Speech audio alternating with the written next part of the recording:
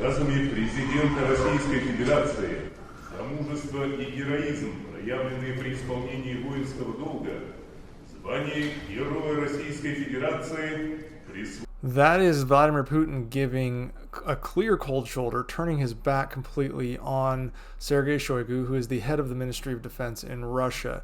These types of events are highly choreographed. They're all about showing strength, and clearly Putin made the effort to show he's turning his back on Shoigu here.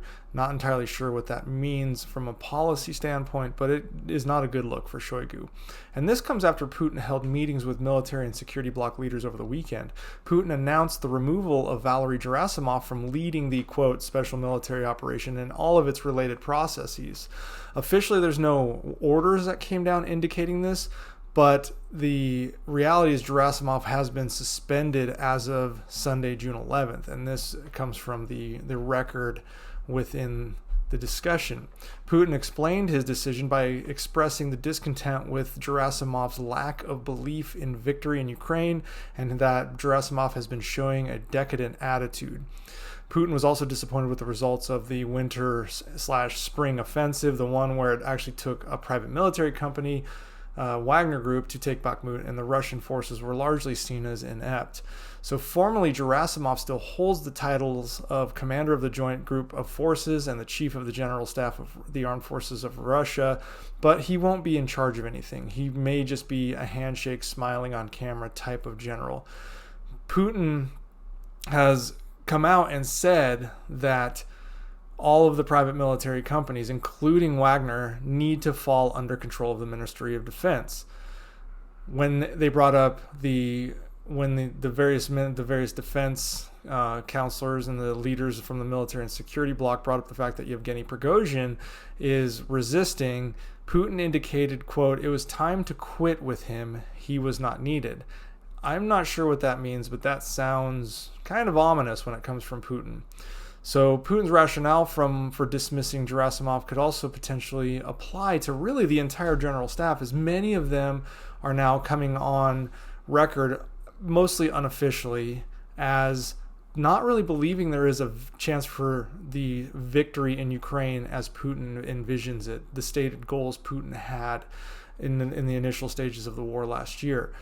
Meanwhile, more things stack up for the generals within the Russian military, as a Russian channel has said that the chief of staff of the Russian 35th Combined Arms Army, Major General Sergei Goryshev, was killed in a missile strike. Now, a major general is a one-star general in the Russian military, so it's a pretty significantly high-ranking official to die in battle, and we've seen many of these types of deaths take place in the general officer corps. Now back to Prigozhin, and the drama here is escalating like a Game of Thrones season. It's possible that Putin is using the conflict between Shoigu and Prigozhin, like many other times he's pitted two people against each other, two opposing ends to a situation against each other to divert society's attention, and then eventually King Putin, the savior, comes in and settles the situation. Putin probably needed someone who could criticize the generals with ease, could criticize the Ministry of Defense, because Putin is clearly upset with his defense officials and can't come out in public and say that because it would undermine the whole facade of the Russian military as the strongest in the world, etc., etc. But it seems like this situation is spinning out of control, and Putin seems to be somewhat uncertain of what to do between Gerasimov, Shoigu, Prigozhin, and Surovikin, who all four have played a part in this kind of palace intrigue in the Kremlin with regard to supplies and threats, etc., somewhat ultimatums. Well, Gerasimov voiced an ultimatum saying that there needed to be an answer on what to do with Prigozhin by July 1st. No word on whether that's been something officially that Putin has ordered to deal with Prigozhin. Clearly, he's violating many rules and laws within Russia by talking about how poorly the Russian military is doing by making threats. And the latest is when Prigozhin objectively crossed a red line when he simply said, if Shoigu tries to take over Wagner PMC, Shoigu will die. This is the head of the Ministry of Defense. That is insane. That is like threatening a cabinet secretary on the president's staff, the president of the United States staff.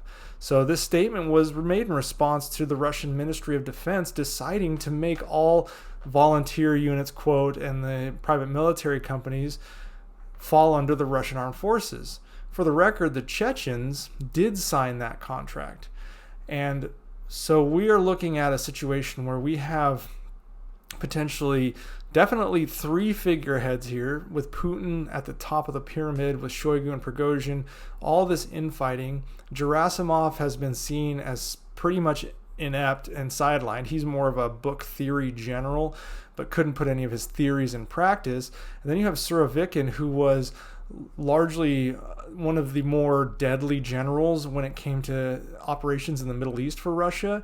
He was sidelined too, but he has been used as a scapegoat for Prigozhin, and so he's been drugged back into this situation. So not entirely sure where this is going to lead. All I can tell you is when generals are dying, generals are being fired, and you have private military companies threatening the head of your Ministry of Defense, your war is going really, really badly. And that's really what sums up this whole mess right now.